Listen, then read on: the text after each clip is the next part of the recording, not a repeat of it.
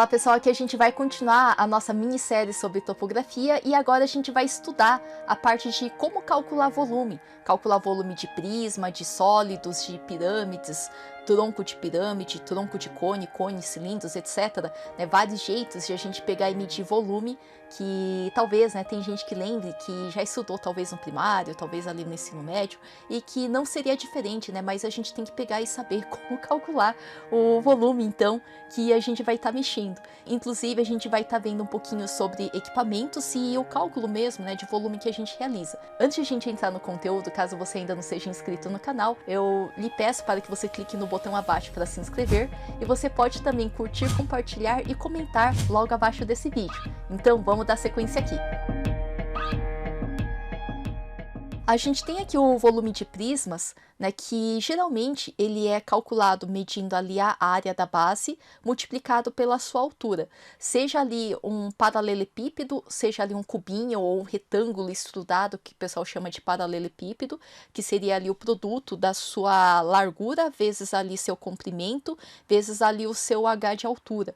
Daí essa largura vezes ali o seu comprimento, que seria referente à sua área da base. É a área da base multiplicado pela altura. Algo bem parecido acontece ali com o cilindro. O cilindro que teria ali o seu raio, que a gente vai multiplicar ali pelo π, é o raio ao quadrado multiplicado por π, que a gente teria dessa forma ali a área da base, e essa área da base que a gente vai multiplicar depois pela altura. Esses sólidos eu acabei gerando através do Revit, eu deixei ele em estilo de linha oculta meio sombreado, e depois editei ali a cota para colocar essas letrinhas, de L de largura, C de comprimento, H de altura, daí tem ali o cilindro, que seria o π. Π pode considerar 3.14, geralmente 2 casas decimais dá suficiente, se não, se você quisesse considerar 3.1416, podia ser também, daí multiplica ali pelo raio ao quadrado, o raio vezes ele mesmo, e depois multiplica ali pela altura, seria um produto de toda essa multiplicação que a gente está vendo aí. E esse sólido simples que o pessoal chama de prisma, então o cubo é um prisma, o paralelepípedo é um prisma e também o cilindro é um prisma. Agora, quando a gente tem nesse exemplo, esse exemplo bem bobinho, a gente teria aqui a largura que era de 3 metros, o comprimento que era de 3 metros e a altura que também era de 3 metros. Então 3 vezes 3 dá 9, vezes 3, 27. Então a gente teria aqui 27 metros cúbicos nesse cilindro, nesse paralelepípedo que a gente está vendo aqui. Por consequência, se a gente precisasse aqui calcular o volume desse cilindro, esse cilindro que tem o raio de 3 metros e a altura de 10 metros, levando em consideração π com o valor de 3,14. Então a gente teria o volume do cilindro, que é dado por π vezes raio ao quadrado vezes ali a altura. Então a gente teria a base dele, π vezes o raio ao quadrado, que seria a área da base, vezes ali a altura. Então a gente sabe que o π é 3,14, que é multiplicado por 3 vezes 3, vezes ele mesmo, 3 ao quadrado, que é 9. E a gente teria ali a altura, que é de 10 metros. Então se a gente tem aqui o 3 vezes 3 dá 9, e o 10 metros que prevalece aqui, que a gente vai multiplicar e vai dar 90. 90 que a gente vai multiplicar pelo valor do π, que é 3,14. Se precisar, pausa um pouquinho o vídeo e pega uma calculadora e você vai descobrir que 3,14 vezes 90 vai dar 282,6 metros cúbicos. Agora, se a gente precisasse calcular o volume de sólidos que não são prismáticos, esses outros sólidos, a gente poderia pegar então, igual a gente está vendo aí, o volume, que seria 1/3 vezes a área da base multiplicada ali pela altura, que seria como se fosse aqui uma região piramidal, a gente poderia estar calculando dessa maneira. Então o sólido ele vai ser classificado como prisma se suas bases foram paralelas e iguais aos seus lados, ou seja, for um paralelogramo, foi estudado retinho para cima, igual o paralelepípedo, igual ali o cilindro, nesse caso ele seria um prisma, senão ele vai ser um sólido qualquer, como este que a gente está vendo aqui, que é uma pirâmide. A pirâmide, daí o seu volume é a terça parte do volume de um prisma regular, de mesma base que a pirâmide dada, igual a gente está vendo aqui, a gente teria essa base, que a gente poderia calcular então de acordo com a área da base, vezes ali a altura, e a gente dividiria pela sua terça parte. igual a gente está vendo aqui a terça parte desse volume, que acaba se perdendo aqui nesse formato daí que seria como se fosse aqui esse paralelograma, que a gente teria aqui, na verdade, somente 1/3 desse volume dele, né, que seria referente à área o volume aqui da pirâmide.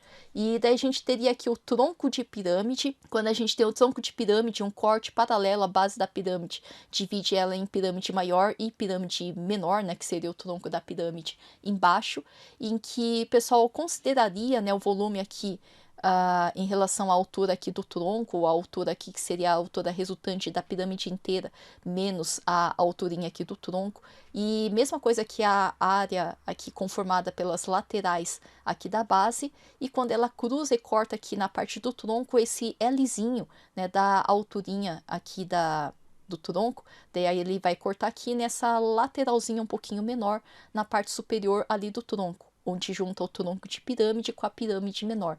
Então a gente tem aqui os outros jeitos, né, de calcular então troncos de prisma triangular, daí seriam através dessas regras, onde a gente tem área projetada ou área da base projetada, que cada uma delas usaria então essa regra, né? Se for de área projetada, vai ser área projetada multiplicada por essas diferentes alturas H1, H2, H3 dividido por 3, ou se for aqui desse prisma triangular invertido, a gente teria a área da base projetada, divide por 3 e soma as diferentes alturas, H1, H2, H3, e divide ali por 3 para a gente ter o volume do tronco de prisma triangular. Agora, se a gente tiver troncos de cones e cilindros, daí cada um deles tem a própria regra de calcular volume. Então, volume de cone, né? Volume de cone seria π vezes r ao quadrado vezes a altura, e a gente divide isso por 3 para descobrir o volume desse cone. Se for o tronco de cone, né? O tronco de cone a gente quase repete a regrinha anterior, né? A gente teria o π vezes o h dividido por 3 e depois multiplica pelo raio maior ali da base, vezes ao quadrado, né? Daí vezes ali o raio do topo desse tronco de cone ao quadrado também, e soma com o raio da base multiplicado pelo raio ali do topo do tronco de cone. E igual a gente está vendo aí, se fosse como se fosse ali o corpo de prova cortado na diagonal, né, como se fosse aqui um volume de tronco de cilindro de revolução, né, esse seria o nome mais certinho. Então a gente teria ali o volume, que seria igual ao π, pode considerar o π 3,14, multiplicado ali pelo raio ao quadrado, é o raio vezes ele mesmo, e multiplica ali pela altura bem no centro, né, desse cilindro cortado, e daí a gente poderia estar calculando também dessa maneira. Daí o volume do tronco de cilindro de revolução. Se precisasse calcular o tronco de pirâmide, né, o tronco de pirâmide seria H dividido por 3 e multiplica, né, primeiro por esse conjunto, que seria referente ao A1, mais ali o A2 que a gente está vendo aí, mais ali a raiz quadrada do A1 multiplicado pelo A2. Daí a gente resolve primeiro, né? Daí aqui a raiz, depois resolve na sequência isso daqui que está entre parênteses, para depois multiplicar esse resultado com o H dividido por 3. Daí essa seria a regra para calcular o volume de tronco de pirâmide. E daí a gente tem os equipamentos que são utilizados, né? Daí para a gente depois calcular esses volumes. Então, os volumes calculados, é interessante também observar, daí de acordo com esses volumes calculados, a capacidade de carga dos equipamentos, né, que vão ser utilizados nesses trabalhos de movimentação de terra. Então, a capacidade volumétrica de cada equipamento utilizado em trabalho de terraplanagem parar para pensar que varia de acordo com o tipo e estado do material a ser transportado.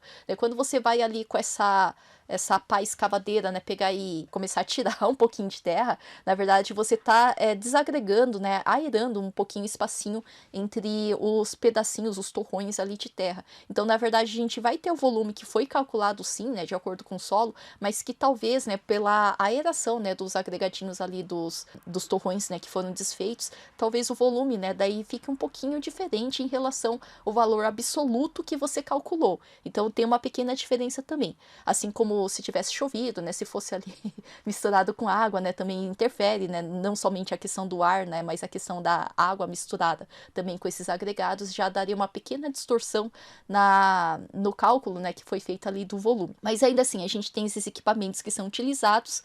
Daí, por exemplo, este aí da fotografia é o caminhão caçamba com um eixo. Ele tem somente um eixo ali, né, que vai estar rodando, né, daí propriamente ali o caminhão, e que o pessoal conhece, né, também ele como caminhão caminhão toco ou caminhão semi-pesado. Esse caminhão toco, esse caminhão semi-pesado que tem capacidade de 6 metros cúbicos. Ele tem somente um eixo simples na carroceria, ou seja, um eixo frontal e outro eixo traseiro de rodagem simples.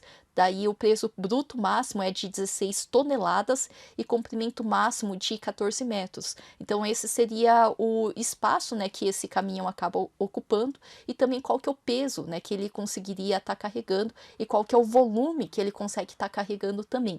Então se de repente você fosse rodar a terraplanagem somente com esse caminhão toco, ele teria essa capacidade que a gente está vendo aí. E por consequência, dependendo do volume, ele varia várias viagens, né, daí comportando essa capacidade que ele possui.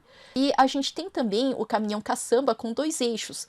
O caminhão caçamba com 2 eixos é tipo esse que a gente está vendo aí na foto, que ele tem capacidade de 9 metros cúbicos. Ele tem a carreta do tipo toco também, a carreta toco que conta com 2 eixos na carroceria, tem no máximo 14 metros, igual ao caminhão toquinho que a gente estava vendo, né, 14 metros no comprimento, e seu peso bruto, né, ou seja, veículo mais a carga, chega a até 16 toneladas. Daí quando o pessoal vai ali pesar nas rodovias, né, daí tem alguns lugares que pesam esses caminhões, daí ele chegaria no máximo 16 toneladas. Daí com capacidade de 9 metros cúbicos de qualquer agregado que ele estivesse ali transportando.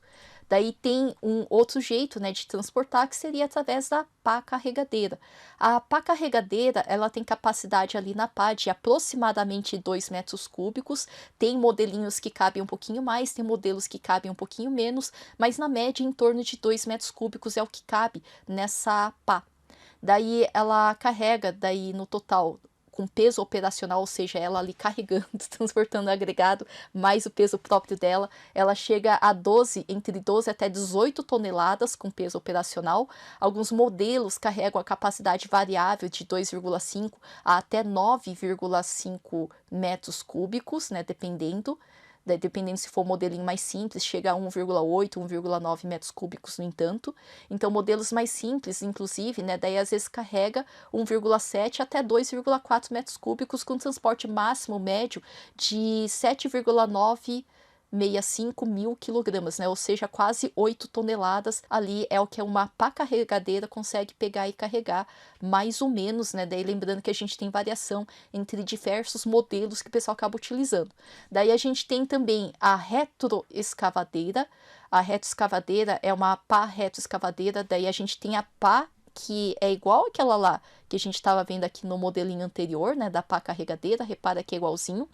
Só que além de ela ter essa pá carregadeira, dá para utilizar ela como se fosse uma âncora, essa pá desse ladinho, para usar vice-versa aqui desse outro lado, né, do lado de trás, essa retroescavadeira, que tem capacidade de aproximadamente 1 metro cúbico. Então, igual a gente está vendo aí na foto, às vezes não somente essa parte aqui dessa pontinha é o que o pessoal vai tocar no chão para usar de apoio, mas às vezes o pessoal estica essa lateralzinha também, né, daí para dar um pouquinho mais de ancoragem, né, um pouquinho mais de suporte em relação a essa escavação que o pessoal vai realizar.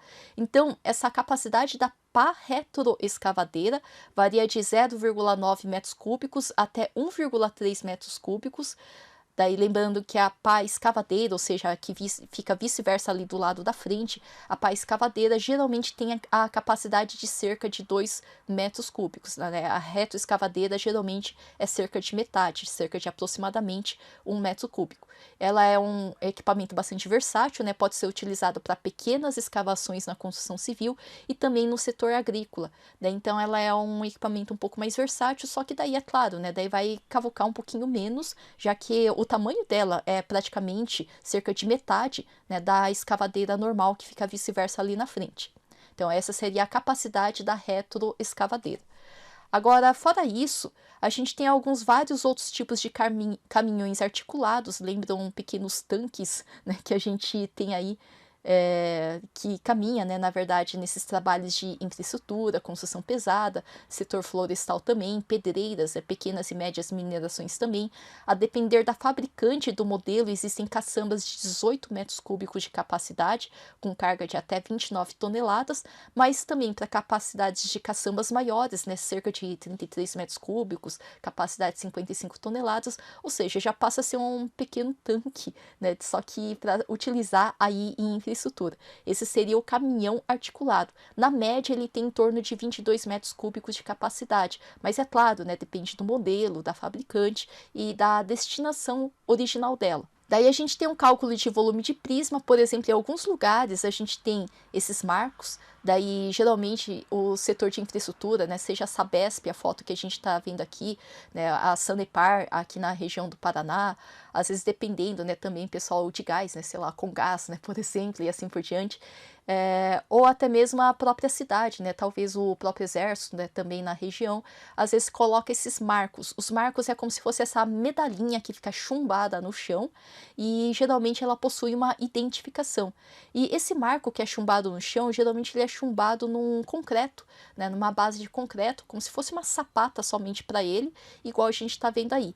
Então, por exemplo, se eu tivesse esse tronco de prisma, né, de pirâmide que a gente está vendo aqui, que no topinho dele foi colocado essa medalhinha desse marco, né, que pode ser da Sabesp, pode ser do IBGE, pode ser assim por diante, de diferentes empresas.